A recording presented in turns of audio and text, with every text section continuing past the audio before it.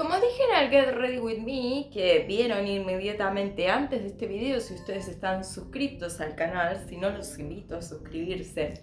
La película de la que les voy a hablar hoy En Defensa de, es una película a la que le fue súper mal, que no se considera ni siquiera un clásico de culto, porque no es que tuvo un seguimiento después de su presentación en el cine, ni mucho menos, pero que yo hoy vengo a defender. Les voy a decir una cosa, los argumentos van a ser lo suficientemente buenos como para convencerlos, lo digo con total seguridad. Así que si les intriga saber de qué voy a estar hablando, acompáñenme.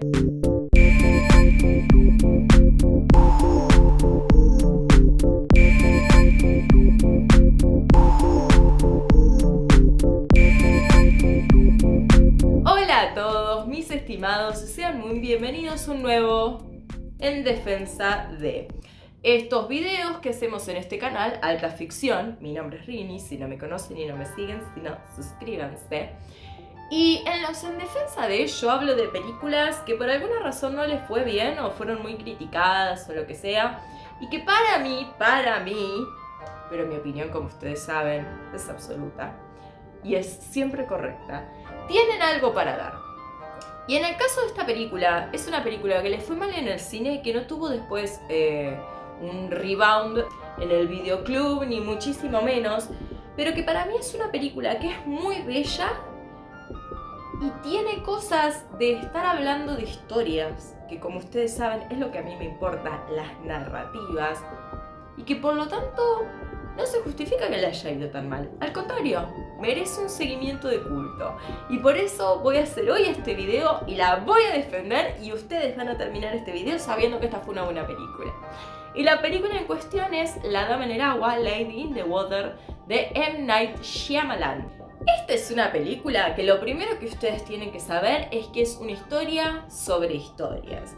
Intercalada en la película hay una especie de fábula, de cuento infantil, que habla de unas criaturas mágicas que viven en el océano, son criaturas marinas pero de apariencia humanoide, que alguna vez guiaron a la humanidad muy Atlantis, si nos ponemos a pensar, pero que después se separaron. Esto nos da un conjunto de reglas, como suele suceder en los cuentos infantiles, que van a ser importantes más adelante. Pero esa no es la única guía que tiene esta película. Esta película habla mucho sobre tropos y tiene muy en claro las convenciones del género fantástico y convenciones cinematográficas de películas de la época. Y esto va a ser importante, y esto, creo yo, tiene que ver con por qué le fue tan mal a esta película. Night Shyamalan tiene esta cuestión de que fue un director al que le fue muy bien con dos de sus obras más tempranas, que son Señales y El Sexto Sentido.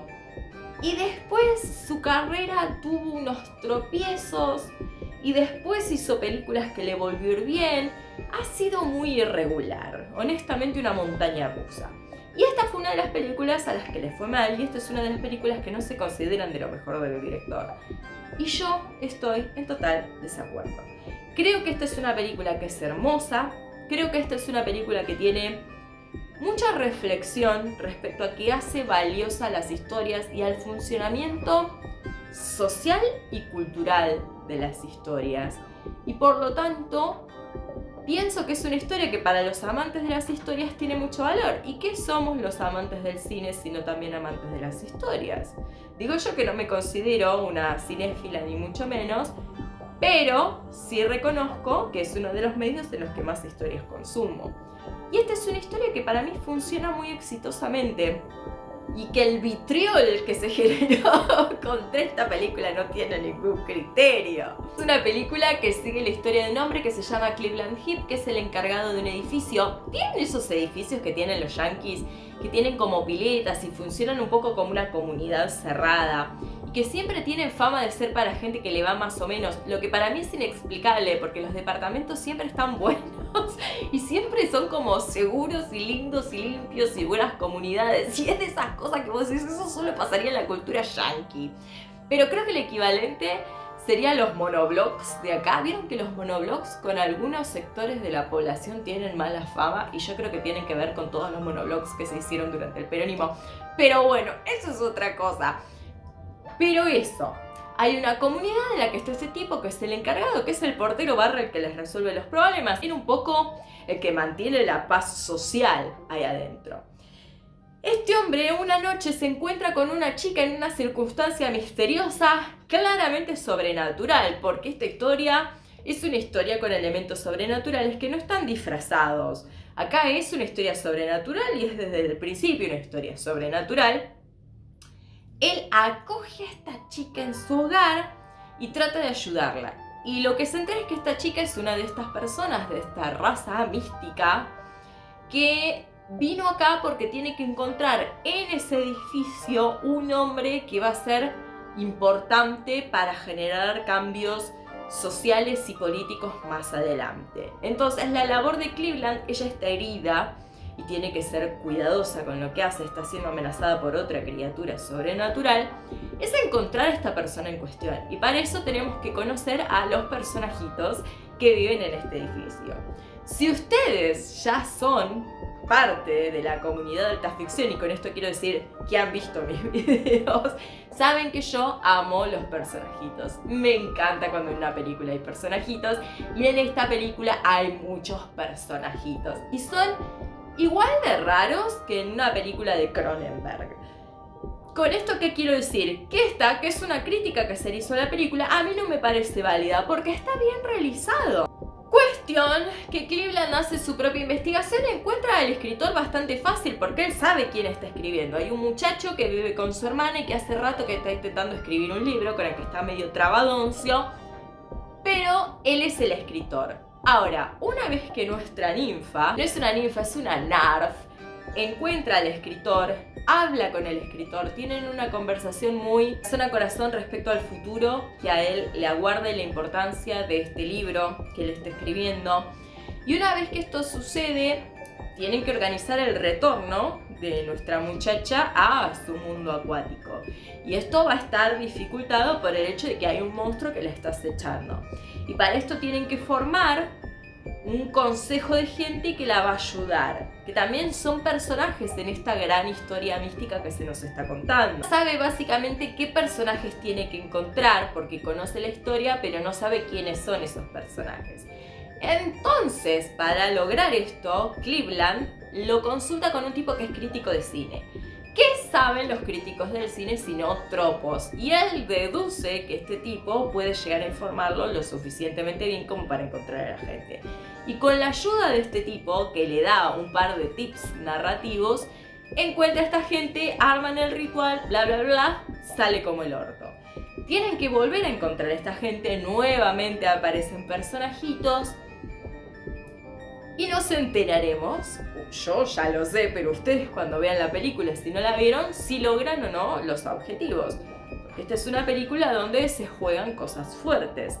Pese a que está hecha tras el patrón de un cuento de niños, dista de ser un cuento de niños. Tiene sus momentos severos y tiene sus momentos tristes, y creo yo que por eso también funciona tan bien como un cuento de niños para adultos o una fábula para adultos. No en el sentido de hay una enseñanza moral, pero sí hay una enseñanza en esta película y de eso vamos a hablar más adelante. Ustedes me dirán, Rin, ¿y eso es todo lo que nos vas a decir del argumento? Un poco que sí, porque En defensa de no viene a despanzurrar la historia, porque es una historia sobre historias, entonces vale la pena verla por sí misma. Sino que vengo a hablar de por qué creo yo que le fue mal a esta película. Y acá les voy a hacer un spoiler, que igualmente es muy divertido, así que no creo que les vaya a pesar.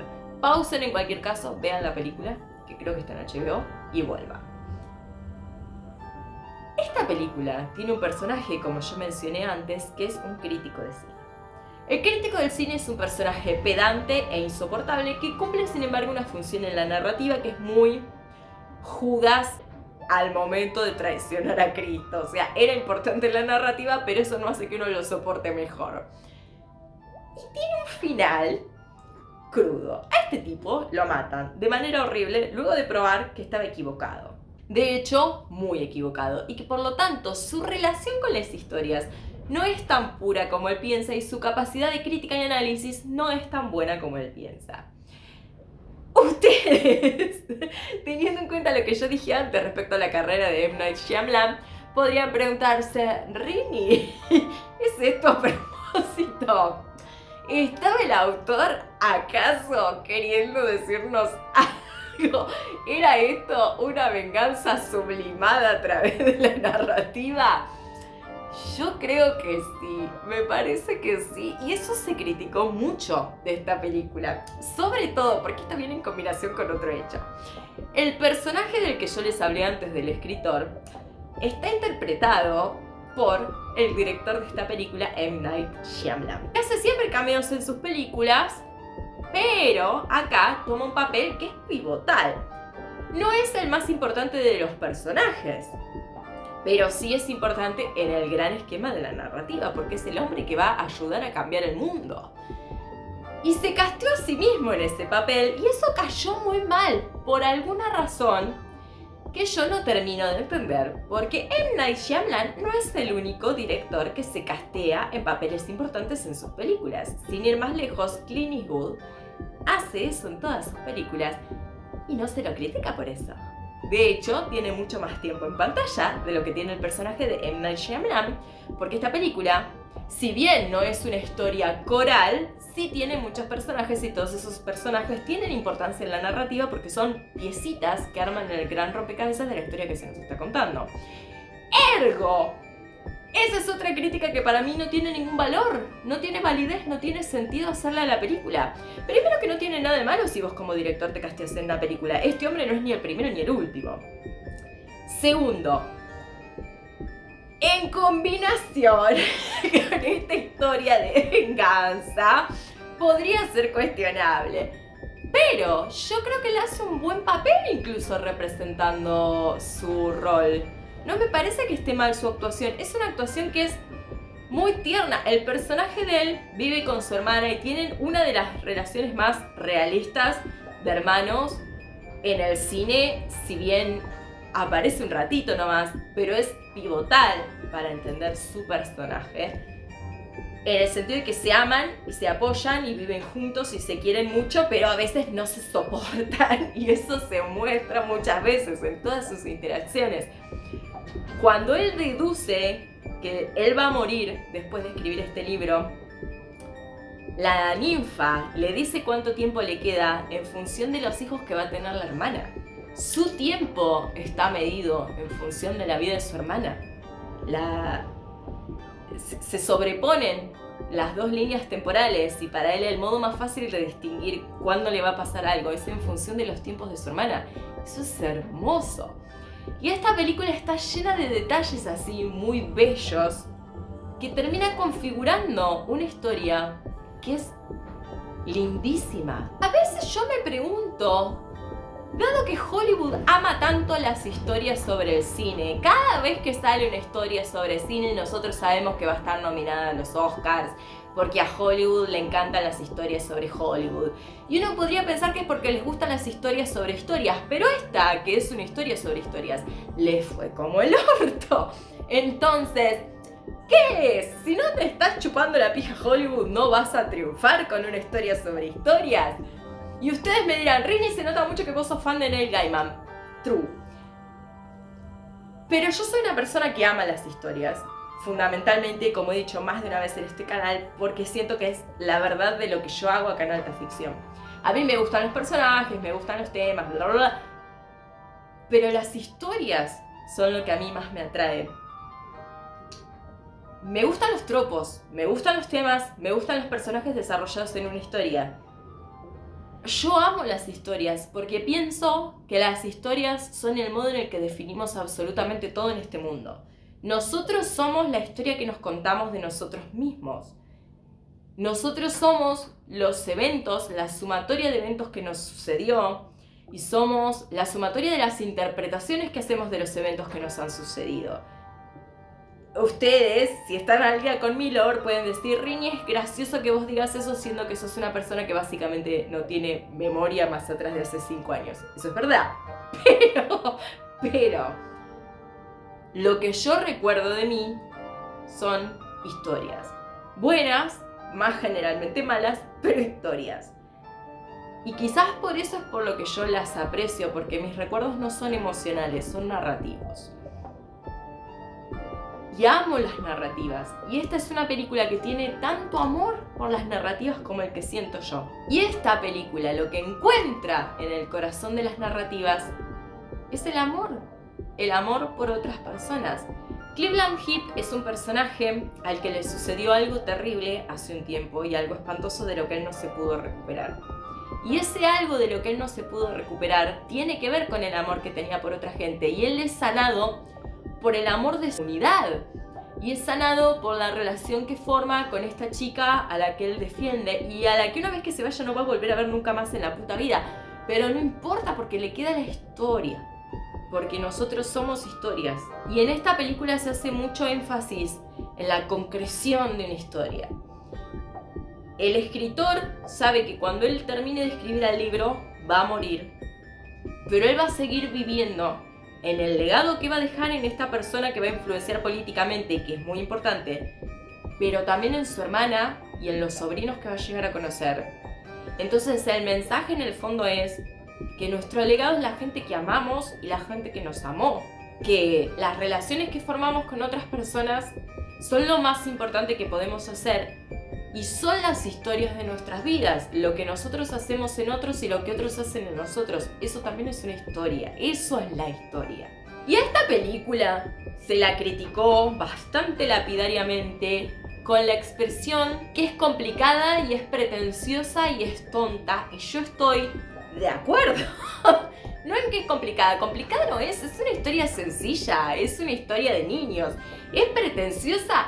Obviamente es pretenciosa. El cine suele ser pretencioso y no hay una falla en la pretensión si vos lo podés mantener. Incluso a veces si no lo podés mantener, pero tiene algo, está bien. No está mal hacer las cosas con grandes aspiraciones. Es tonta.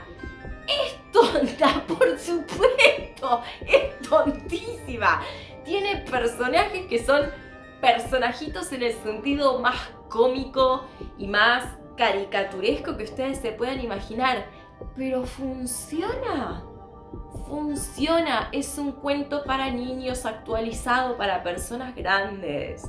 Es una historia contada para que vos la veas y digas, esto es lindo.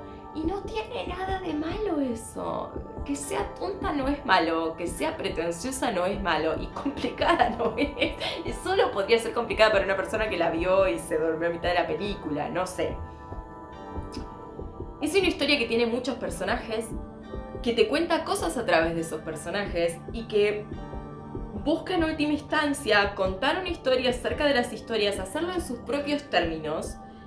De pasada se carga algunas críticas que le han hecho al autor.